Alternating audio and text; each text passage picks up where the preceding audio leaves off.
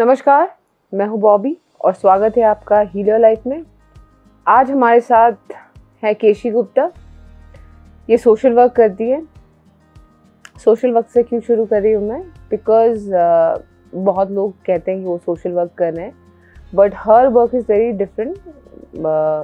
जैसे कि it's not only helping people for one purpose. ये गांव में जाती हैं, बहुत ही इंटीरियर जगह जहाँ पे अवेयरनेस एजुकेशन नाम में बहुत ही बेसिक है।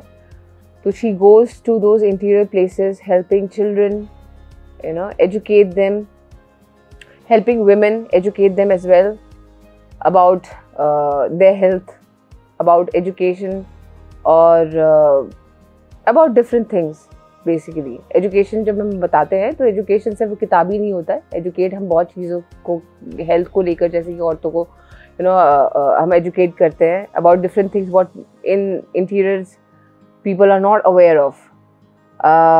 ये एक राइटर भी है, 8 किताबें इनकी पब्लिश हो चुकी हैं। बड़ी इंटरेस्टिंग सब्जेक्ट्स पे ये लिखती हैं, इसके बारे में बात करेंगे। And she is a poet also. इनकी जर्नी एक्चुअली शायरी से ही शुरू हुई है एज अ राइटर। तो आइए स्वागत करते हैं और जानते हैं इनकी कहानी के बारे में और इनकी जर्नी के बारे में। आइए स्वागत करते हैं उनका। तो स्वागत है केशी जी आपका हमारे शो पर। तो पहले तो हम कहाँ से शुरू करें, क्योंकि इतनी सारी चीज़ें आप करती हैं और आपकी जर्नी, जैसे कि हमारी पहले बात हो चुकी है तो आपने बताया कि जर्नी मेरी शुरुआत से बहुत लंबी है, बचपन से ही, like you are born with the journey, right? So yeah will start with the poet की जो जर्नी है आपकी। ठीक है, आप राइटर बनी है ना, और राइटर आपकी शायरी से शुरू हुई है जी, राइट? तो चलिए इसके बारे में थोड़ा सा एनलाइटन कीजिए हमें, कहाँ से कैसे? ये राइटिंग की जर्नी जो है मेरी, वो बचपन से ही शुरू हुई है जी। मैं 5वीं या 6ठी क्लास में होंगी तब से शुरू हुई। और मेरी मदर जो है वो मुझे इसके लिए बहुत पुश किया करती थी, because she was the teacher in a school. तो वो खुद लिखा करती थी, जैसे असेंबली में कुछ लिखते हैं, प्रिपेयर करना पड़ता है टीचर्स को बताने के लिए, तो वो लिखा करती थी। तो वो मुझे भी इनकरेज करती थी। और घर में फैमिली में जो बर्थडेज आते हैं, एनिवर्सरीज आती हैं, उन पे विश करने के लिए आई यूज़ टू राइट जी। तो ऐसे स्टार्टिंग हुई और फिर मैंने शायरी की, पोइट्री की, और उसके बाद फिर ये आगे बढ़ता ही चला गया। जो भी मुझे लगता था कि मेरे अंदर से निकल रहा है, that I start writing on paper. Okay. तो वो पेन डाउन करना शुरू किया और उसी ने ही कविता का रूप लेना शुरू कर दिया शायरी से, और ऐसे जर्नी स्टार्ट होती चली। एंड मेरी मम्मा जो थी वो मुझ पे बहुत बिलीव करती थी। ओके। हाँ, शी इज़ द वन जो मुझे इनकरेज करती थी, और उन्हें ऐसा लगता था कि I can do anything and everything. Okay. तो यही जर्नी यहाँ से। तो आपका जो ये अवार्ड आपको मिला है वो किताब के लिए, राइट? आपकी पहली किताब रूह की आवाज़। जी। तो रूह की आवाज़ के बारे में, क्योंकि नाम इतना इंटरेस्टिंग है ना, रूह की आवाज़। So what is the genre like of the book and how does this book happen? रूह की आवाज़ जो है मेरी पहली बुक है जी। और जैसा कि इसका टाइटल है, जैसे मैंने पहले भी कहा कि जो मेरी आत्मा से, मेरी रूह से जो निकलता गया वो मैं पेपर पे लिखती गई। इस बुक में मेरी बचपन की कविताएं हैं जो मैं उस टाइम में लिखती थी। जी। अगर कोई उसे पढ़ेगा तो उसे पढ़ के ही पता चल जाएगा कि ये किसी बच्चे की लिखी हुई कविताएं हैं। उसका पैटर्न उस तरीके से है लिखने का, बट है वो लाइफ के उसमें ही।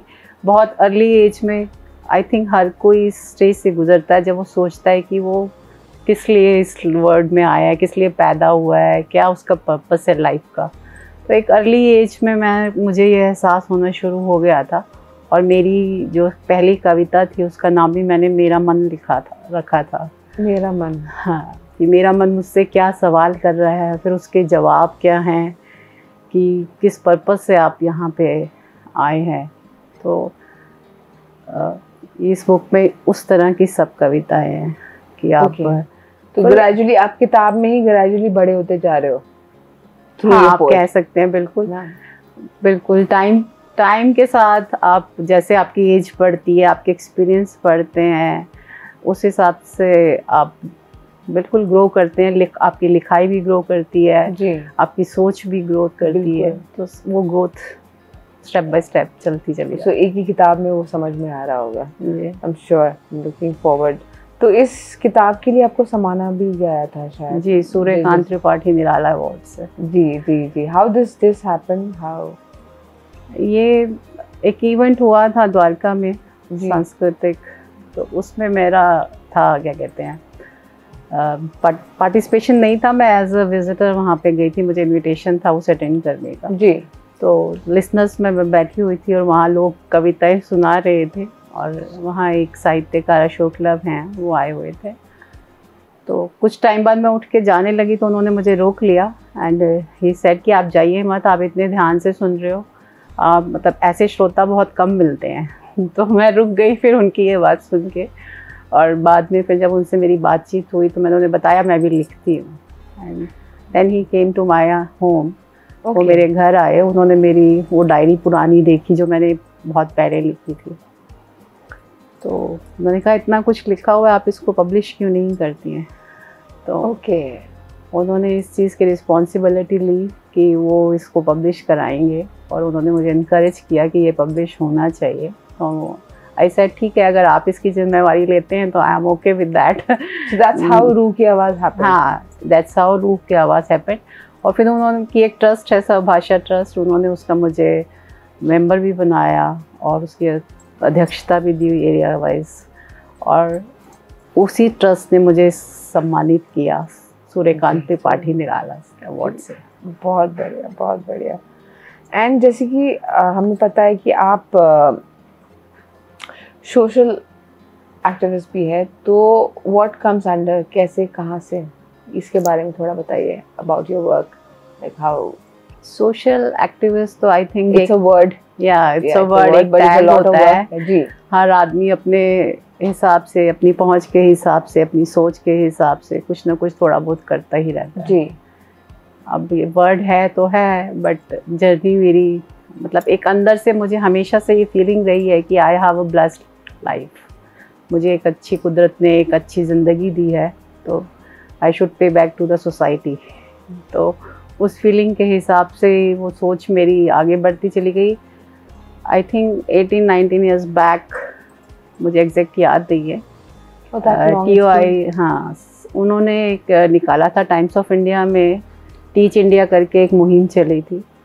तो उस वहाँ से मैंने इस जर्नी को, जो एक्चुअली जिसे आप कह सकते हैं कि एक ऑफिशियल उसमें बाहर निकल के जो काम करना शुरू किया, उससे पहले तो घर के अंदर जो था वो था। मैं I used to teach my maid, उसकी बेटी को भी पढ़ाती थी।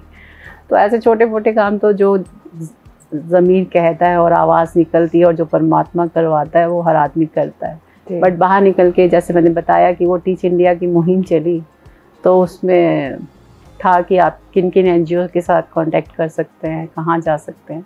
तो कीर्ति नगर में एक परोपकार NGO थी जी, वहाँ मैं आचार्य परमिन जी से मिली, और उनके साथ जुड़ के मैंने बहुत कुछ आगे कि किस तरह से सोशल एक्टिविटीज़ में आगे लोगों को आप हेल्प आउट कर सकते हैं, उन तक पहुँच सकते हैं। मैं स्लम एरियाज़ में गई उनके साथ, इंडस्ट्रियल एरिया है वहाँ कीर्ति नगर के आसपास, वहाँ उधर स्लम एरिया है, साथ पे ही लगता है, वहाँ गए, आंगनवाड़ी में गए, वहाँ हमने बच्चों को पढ़ाया, देखा, उनको यूनिफॉर्म डिस्ट्रीब्यूशन का काम किया।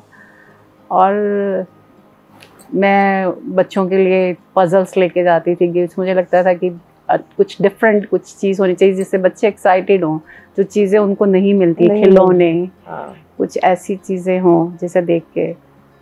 उसके बाद फिर उन्होंने लोकाश्रय एक अपना NGO खुद बनाया परमिन जी ने, और उन्होंने उसका मुझे प्रेसिडेंट बना दिया। उनसे छोड़ने के बाद फिर हमने एक कैंप भी लगाया, यूपी में ही यहाँ लगाया था हमने एक गाँव में।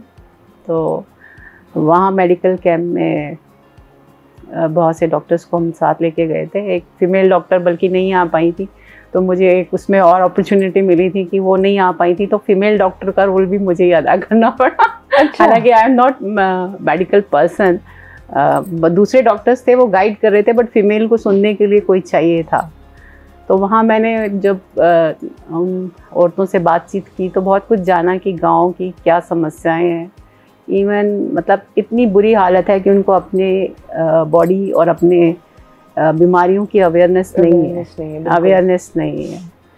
और इस तरह से आगे सिलसिला बढ़ता चला गया। उसके बाद फिर मैं बहुत सी ऑर्गेनाइजेशन से बढ़ी। द्वारका में जब मैं शिफ्ट हुई तो द्वारका में मैं एक है ओल्ड एज करके ऑर्गेनाइजेशन है, उससे जुड़ी हुई हूँ। ग्रीन पीस करके थी, उनसे जुड़ी हुई हूँ। ऐसे बहुत सारी ऑर्गेनाइजेशंस हैं जिनके साथ मेरा कांटेक्ट है। और मैं द्वारका में सोशल सर्विस का अगर नाम लें तो मैं वहाँ RW प्रेसिडेंट भी इलेक्टेड रही हूँ। एडवाइजरी कमेटी मेंबर भी रही हूँ जी, और इलेक्टेड वाइस प्रेसिडेंट भी रही हूँ अपनी सोसाइटी में। साफ़ सफाई का जो है मुझे बहुत ज़्यादा रहता है कि मुझे लगता है कि हमारे देश में जब हम अब्रॉड जाते हैं तो देखते हैं कि बहुत नीट सड़कें हैं, सिस्टम है, सब कुछ है। ये हमारी यहाँ थोड़ी आयरनी है कि वो चीज़ हम मेंटेन नहीं कर पाते। एग्जैक्टली हाँ, क्योंकि वही है, सिटीजन्स खुद रिस्पॉन्सिबिलिटी नहीं लेते हैं, सब चीज़ें सरकार के ऊपर छोड़ देते हैं, जिम्मे नहीं होती हैं।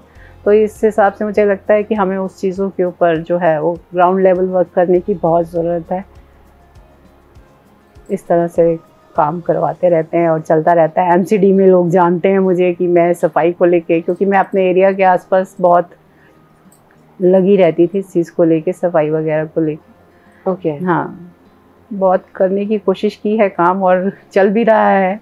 बट वही सिस्टम की थोड़ी आयरनी रहती है कि कई बार आपको लगता है कि जब तक आप सिस्टम के अंदर उतरे नहीं तब तक आप काम नहीं कर पाते हैं वो उसका पूरी तरह से। ऊपर से बैठकर हम कंप्लेन जरूर कर सकते हैं कि ये सही नहीं है, वो नहीं सही है, but there are few people like you who get into this dump plane and to clean it. या बिल्कुल वही है, अगर आपको कोई भी चीज़ साफ करनी है तो आपको कपड़ा तो उठाना ही पड़ेगा या झाड़ू तो उठाना ही पड़ेगा तो आपको सिस्टम में उतरना ही पड़ेगा।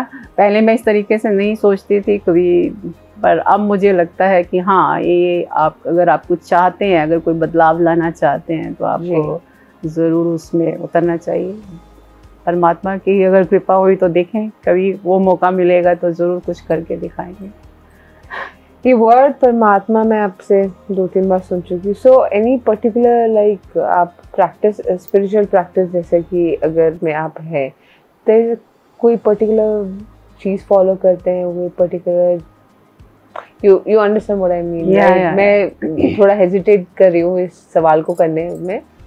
रिलीजन और स्पिरिचुअलिटी और ये सब चीज़ें जो हैं, ये एक टॉपिक बहुत सेंसिटिव हैं जी। एग्जैक्टली हाँ, और मैं समझती हूँ कि रिलीजन को फॉलो करने के लिए तो आप पर्टिकुलर कुछ उस पर चल सकते हैं बात पे, पर स्पिरिचुअलिटी का रिलीजन से या किसी पर्टिकुलर उससे कोई लेना देना नहीं है।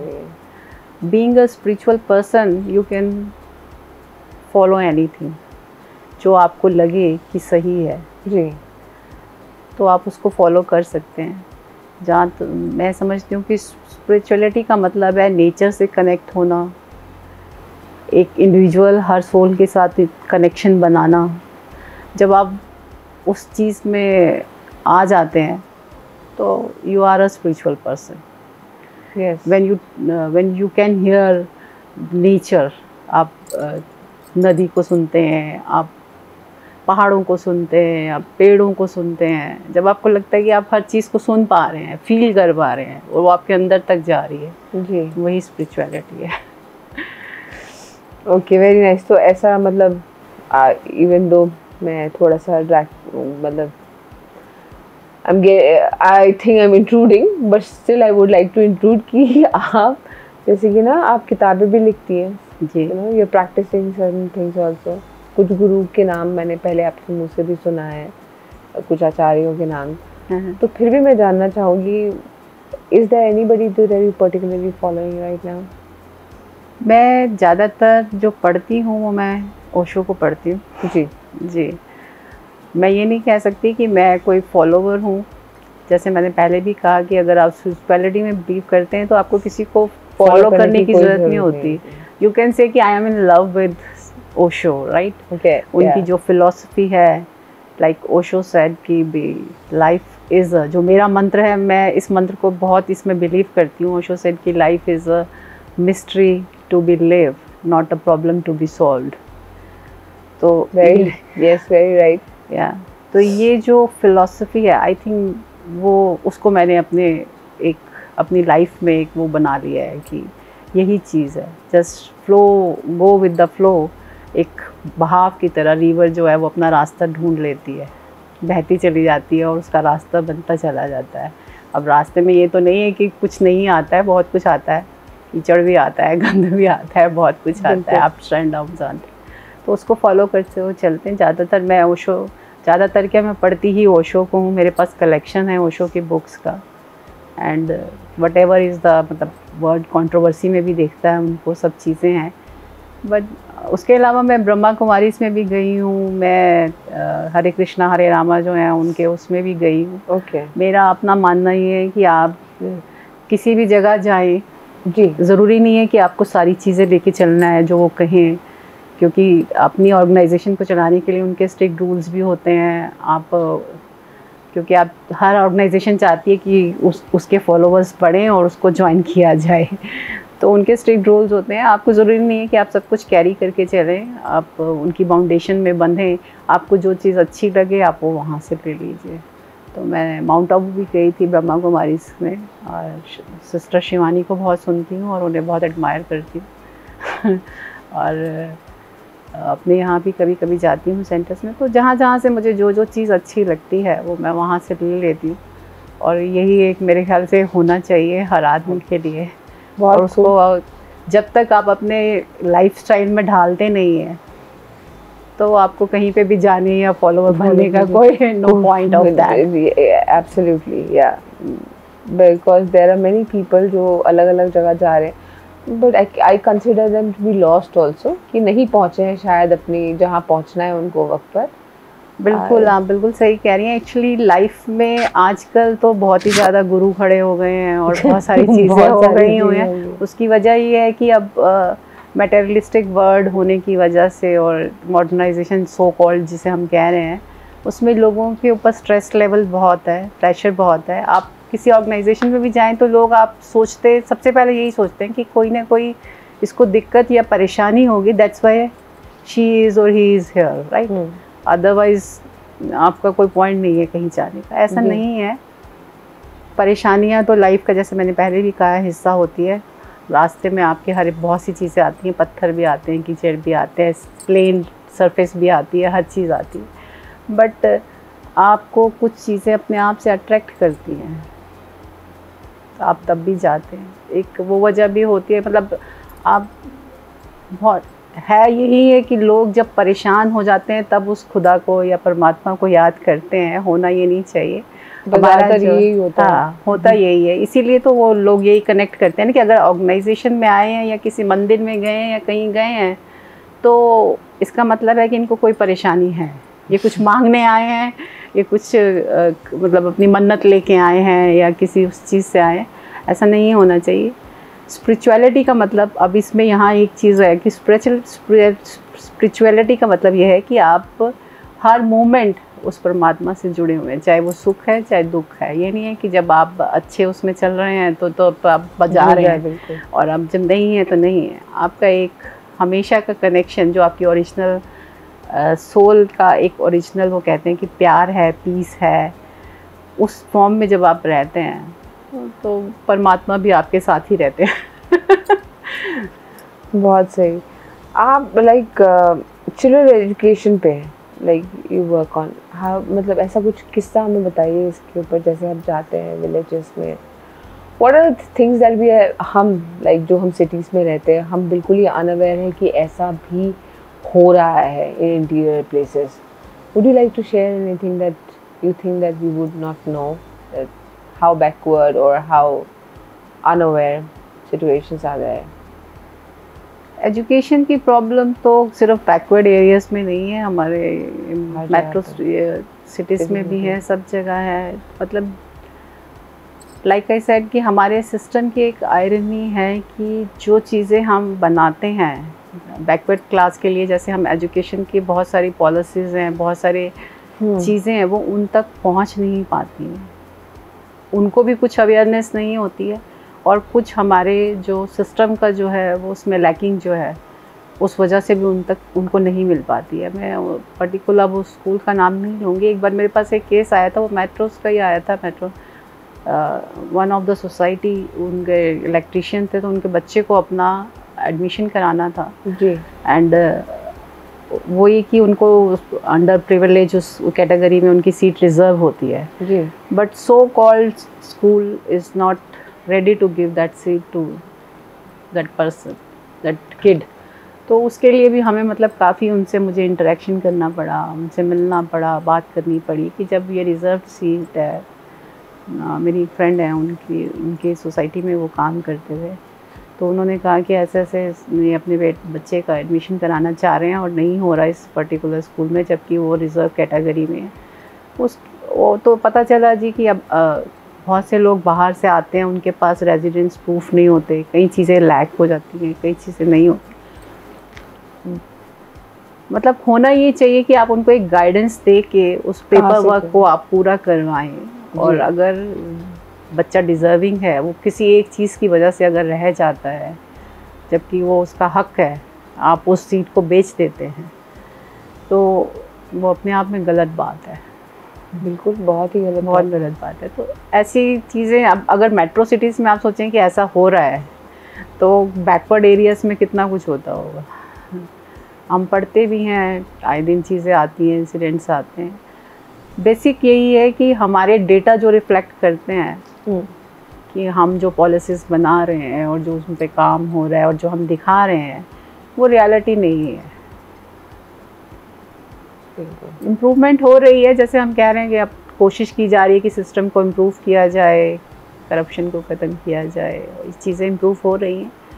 टाइम तो लगेगा ही, ऑल ऑफ सडन तो कुछ नहीं होता, क्योंकि एक जब रूट्स में चला जाती हैं चीज़ें, तो वो तो जड़ से उखाड़ के ही फिर उसको आप नया वो दे सकते हैं।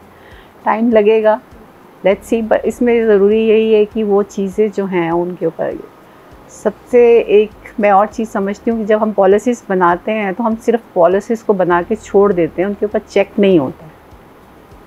लाइक आप हैंड ओवर कर देते हैं कोई चीज़ बना के और फिर आप भूल जाते हैं, उसके ऊपर चेक नहीं होता। जो डेटा दिखाया जाता है वो रिफ्लेक्ट हो जाता है, पता चल जाता है कि ये काम हो रहा है, पर उसके ऊपर एक कॉन्टीन्यूस चेक होना चाहिए, कुछ टाइम तक तो होना ही चाहिए जी। जब आप नई उसमें आते हैं कि वो चीज़ वहाँ पहुँच रही है।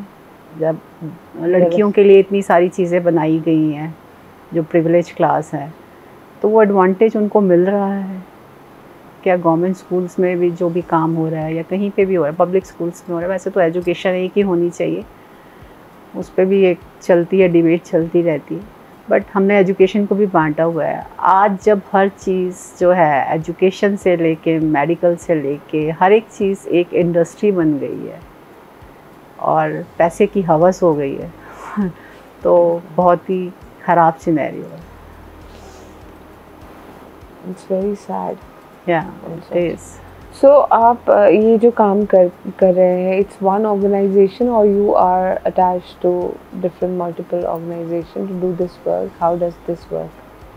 देखिए, मैं अभी तक मैंने अपनी खुद की कोई ऑर्गेनाइजेशन नहीं बनाई है, हालांकि मुझे लोग बोलते हैं बनाने के लिए, बट मैं बहुत सारी ऑर्गेनाइजेशन से, मैंने पहले भी नाम लिया, जुड़ी हुई हूँ और मैंने अपने आप को रिस्ट्रिक्ट नहीं किया हुआ है कि मैं किसी ऑर्गेनाइजेशन के लिए ही काम कर रही हूँ। इवन एन इंडिविजुअल, कोई भी पर्सन मुझे कांटेक्ट कर सकता है अपनी किसी भी प्रॉब्लम के लिए, और अगर मैं कुछ कर सकती हूँ तो मैं ज़रूर करती हूँ, नहीं कर सकती तो फिर तो नहीं कर सकती। जो मेरी पहुँच में होगा नेचुरली मैं वही कर पाऊँगी। एक एफ़र्ट दे सकती हूँ वो देती हूँ, चाहे वो मुझे ऑर्गेनाइजेशन बुलाए, चाहे मुझे कोई इंडिविजुअल बुलाए, I go there and do my best. So you consider yourself as a spiritual person, right? Do you? Like I said कि इस चीज़ को मैं क्लेम नहीं कर सकती हूँ। एक क्लेम करना गलत होता है, अपने आप को कहना कि हाँ मैं एक स्पिरिचुअल पर्सन हूँ। एक आदमी, हर आदमी का आई थिंक अपना एक ऑरा होता है, एक वाइब्स होती है, तो I think you better can read that और you can better feel that I am और आई एम नॉट।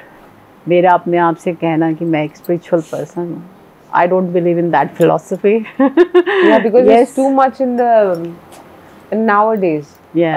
अभी का जो टाइम है, people are not aware also कि स्पिरिचुअलिटी होती है, but they consider themselves to be spiritual and they come up you know as a spiritual person कि हम spiritual की बातें कर रहे हैं और ये है वो है, मतलब एक पता नहीं, मुझे ऐसा लगता है कि लोगों ने ना फैशन बना दिया है एंड दो पीपल आर अनअवेयर। जैसे आप इतनी गहराई से चीज़ों को बता रहे हो ना, like children's having problem, what kind of problem they are having, women having problem, what kind of problem they are having, people are not aware of that much। खुद के बारे में इतना समझ लें, मतलब you have to understand yourself, only then you can understand the other person's problem, and if you don't understand the self, I don't think the other person can understand any other person। मैंने 2 लाइनें लिखी थी क्योंकि मैं writer भी हूँ। बिल्कुल मैं सुनना चाहूँगी ये, बिल्कुल। हम वहारे इबादत तेरा भी जवाब नहीं, वहारे इबादत तेरा भी जवाब नहीं। इबादत मतलब प्रेयर या आप कह सकते हैं। तेरा भी जवाब नहीं, तुझ में खोकर खुद को पा लिया। बहुत खूब। तो जो उसमें डूब जाता है उसे कुछ कहने की ज़रूरत नहीं होती, कुछ क्लेम करने की ज़रूरत नहीं होती। वो कहते हैं कि इत्र की खुशबू जो है वो खुद फैलती है, उसे कहना थोड़ा पड़ता है मैं इत्र हूँ। बहुत खूबसूरत परसेप्शन है ये। हाँ। वाह। तो किसी आप इतना लाइक आपका बहुत वाइड काम है, जो मुझे आपसे सुन के लग रहा है कि you know you are very busy person and बहुत ही wide you have been I'm not a busy person। You're not a busy person, but you know you have a wider view point, you know, wider view I would say। तो आप ना खुद भी कुछ अपने लिए, तो आप इतना सब कुछ सबके लिए कर रहे हैं, तो अपने लिए आप कुछ तो करती होंगी, तो हमें जानना है कि आप खुद के लिए क्या प्रैक्टिसेस है जो आप डेली लाइफ में करती है। एक्चुअली मेरा विजन ये है कि जो मैं आप कह रहे हैं कि मैं दूसरों के लिए कर रही हूँ, वो मैं खुद के लिए ही कर रही हूँ। अपनी सेल्फ सेटिस्फेक्शन, अपनी इनर पीस, जो मैं चाहती हूँ करना, मैं वही कर रही हूँ एक्चुअली में। और अपने खुद के लिए मैं, ऐसा नहीं है कि मैं अपने पैशंस को फॉलो, ये मेरे पैशन ही हैं सभी, इनको फॉलो करती हूँ। मैं सिंगिंग भी करती हूँ जब मुझे कभी मौका मिलता है। अच्छा। मैं स्टार मेकर पे गाने लगी हूँ। हाँ, तो सिंगिंग भी करती हूँ। लाइक आई सेड, मैं ओशो की बुक्स पढ़ती हूँ, रीडिंग करती हूँ, ट्रैवलिंग में बहुत बिलीव करती हूँ, ट्रैवल करती हूँ जब भी मुझे मौका मिलता है, तो मैं ट्रैवलिंग करती हूँ, लोगों से इंटरेक्ट करती हूँ। I do everything like a normal person, जो भी कोई सब करते हैं वो सब मैं सब करती हूँ। ऐसा कुछ नहीं है कि मैं कुछ एक्सक्लूसिव उसमें वो। कुछ रेगुलर ध्यान करते हो आप? रेगुलर ध्यान ये भी एक क्वेश्चन है बहुत बड़ा। मैं समझती हूँ कि आपकी जर्नी, जैसे आपने कहा कि आपकी जर्नी कहाँ से शुरू हुई, जर्नी बहुत पुरानी होती है और पीछे से चल रही आती है, और कुछ आपकी अपब्रिंगिंग होती है, आपका एनवायरनमेंट होता है जो आपको उसमें लेके आता है। तो रीडिंग होती है आपकी, जैसे जो चीज़ें आप पढ़ते हैं, जो सुनते हैं, देखते हैं, उस तरीके से आप ढलते चले जाते हैं। तो मैं ऐसा सच कोई पर्टिकुलर ध्यान तो नहीं करती हूँ। जो मेरे घर में मेरी मम्मा करती थी, मैंने उनको देखा पूजा पाठ करते हुए देखा। मेरे पापा जो हैं वो आर्य समाजी हैं। तो उनके यहाँ जो होता है हवन वगैरह होता है, वो हम टाइम टू टाइम जाते हैं, तो वो करते हैं। रेगुलरली मेरा सिर्फ यही है कि मैं सुबह पूजा पाठ करती हूँ अपना नहाने धोने के बाद, और शाम को भी संध्या करती हूँ, ये करती हूँ मैं। बाकी ध्यान में मैं समझती हूँ कि ध्यान एक कोई ऐसा कोई प्रोसेस नहीं है। आप जब अपने आप में सेल्फ अवेयर हो जाते हैं, लाइक आई सेड बिफोर, आप हर चीज़ लोगों से कनेक्ट, सोल से कनेक्ट होता है, सिर्फ ऊपर से नहीं कि आप किसी से मिल रहे हैं, ऊपर से आप कह रहे हैं कि हाँ मुझे अच्छा लगा, और अंदर से आप सोच रहे हैं यार क्या है, क्यों आ गया क्यों आ गया। तो जब आप हर चीज़ को मेरा कुछ यही हिसाब है, समटाइम इट गेट्स डिफ़िकल्ट, कि जब मैं हर चीज़ को, वही है कि मैं अपनी आत्मा से जब तक कनेक्ट नहीं होती, I can't do anything hypocritic. Yes. तो वही मेरा ध्यान है, मैं उसको ये मानती हूँ। जब आपकी हर सांस में आपको अंदर से एक नाच सुनाई देता है, जब आप कॉन्टिन्यूटी में, आपको एफर्ट नहीं करना पड़ता, आप एफर्टलेसली आपके अंदर वो चल रहा होता है।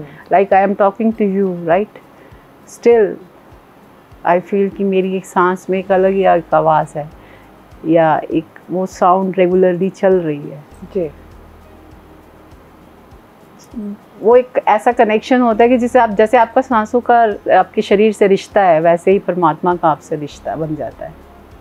दैट इज़ द ध्यान। So true. सारी किताबों के बारे में तो हम आज नहीं बात कर पाएंगे because of the shorter duration. So I would like to know, ये मुझे बड़ी कैची, मतलब कैची तो सारे नाम है, ज़िंदगी की कहानियाँ, तो ये किसी की कहानियाँ है पर्टिकुलरली कि किसकी कहानियाँ है ये ज़िंदगी की कहानियाँ? एक्चुअली ज़िंदगी कहानियाँ ज़िंदगी की ही हैं और ज़िंदगी से उठाए हुए करेक्टर्स की हैं।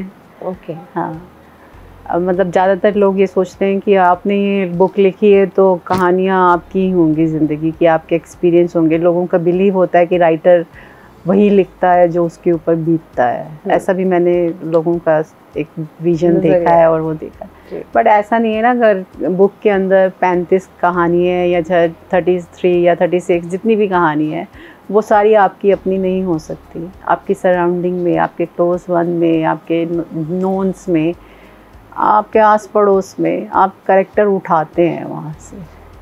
सी यू आर द विटनेस। आप जिसको करीब से देखते हैं, समझते हैं, तो वो कैरेक्टर, कहीं कोई कहानी आपको जब छू जाती है, आपको लगता है कि हाँ ये कैरेक्टर है और इस उससे आप भी कुछ सीखते हैं और कुछ लोगों को भी शायद कन्वे कर सकते हैं जी। तो उस कहानी को आप पेन डाउन करते हैं। So these are short stories about living different people? Yeah, these are the short stories of living different people. Wow. कहानियाँ आती ज़िंदगी से ही हैं। जैसे हम कहते हैं कि अब चलचित्र के लोग बात करते हैं तो कहते हैं जी जो दिखाते हैं वही तो होता है, ऐसे बोलते हैं लोग, एक स्टेटमेंट देते हैं, बट ऐसा नहीं है। वो दिखाते भी वही हैं जो ज़िंदगी में हो रहा होता है। कहानियाँ कहाँ से आती हैं? बिल्कुल, कहीं ऊपर से तो आती नहीं है, वही है जो हम देखते हैं अपने आसपास। आपको लिखने के लिए आप यू गेट अफेक्टेड, राइट। हम अगर सोचें कि हम ही हम हैं तो कुछ नहीं है, हम ही हम हैं तो क्या हम हैं, तुम ही तुम हो तो तुम क्या तुम हो। तो वो वाली बात है कि आप के आसपास के लोग हैं वो आपकी कहानियों की इंस्पिरेशन बनते हैं, एक धारा देते हैं आपको, एक व्यू पॉइंट ऑफ देते हैं जिससे आप you can pen down. Okay, beautiful. आप पिक क्या करते हो ये एक अलग बात है। Personal choice, personal choice, and everybody has a different viewpoint, different perception, different learning. हाँ, उसके ऊपर डिपेंड करता है कि आप क्या पिक करते हैं, क्या बीत रही है वो उसी चीज़ को। मैं ये भी नहीं कह सकती हूँ कि इसमें मेरी कोई अपनी कहानी नहीं होगी, उसमें मेरी भी हो सकती है। मैंने अब कुछ, मुझे लगा हो कि मेरा कुछ ऐसा एक्सपीरियंस है जो आई शुड कन्वे और आई शुड पेन डाउन, कि जो किसी को कोई मैसेज दे सके, पर सारी की सारी नहीं हो सकती। उसके लिए तो वो लिखना पड़ेगा आपको, बायोग्राफी, ऑटोबायोग्राफी, राइट। अगर आपको खुद को, अपने आप को अगर बताना है जो लोग लिखते हैं आज, तो इंशाल्लाह कभी हुआ, कभी मौका मिला भगवान का, वो तो शायद हम भी लिखें। आमीन, ज़रूर लिखेंगे आप। सो ये तो रहेगी किताबों के बारे में। तो ना, because your journey started as poet, हम आपके मुँह से आपकी फेवरेट पोएट्री के कुछ। तो प्यार भी जो है वो एक ज़िंदगी का हिस्सा है कुछ, और आई थिंक प्यार में ही स्पिरिचुअलिटी भी है। बिल्कुल, मैं बिल्कुल एग्री करती हूँ इस बात से।